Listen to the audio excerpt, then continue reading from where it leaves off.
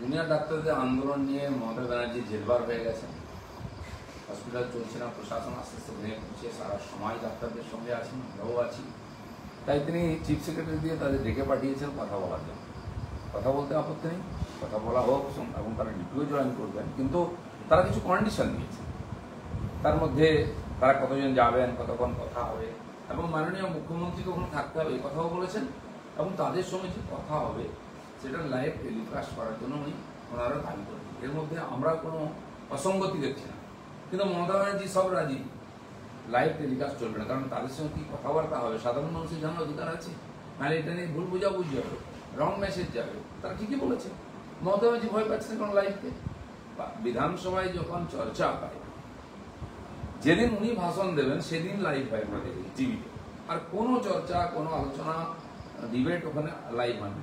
মমতা ব্যানার্জি সেদিন লাইভ করবেন যেহেতু উনি ভাষণ দেবেন। ঠিক সেরকম আমরা দেখেছি তার প্রথম দিন থেকে প্রশাসনিক যে মিটিং তিনি করেন জেলায় জেলায় গিয়ে, সেখানে পাঠশালা চালান, সেখানে ভিডিও থেকে ওসি থেকে সবাইকে চমকান ধমকান, লোককে দেখান যে আমি তোমাদের জন্য কত করছি, কড়াকড়ি হয়েছে, সেগুলো লাইভ হয়, মানুষ দেখতে পায় টিভিতে।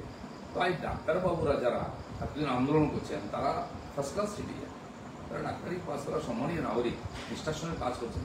তারা যদি মাননীয় মুখ্যমন্ত্রী নির্বাচিত, তিনি প্রধান সরকারে, তার সঙ্গে কথা বলতে চান, আর সেটাই যদি মানুষ দেখে, ভয়ের কারণ কি আছে?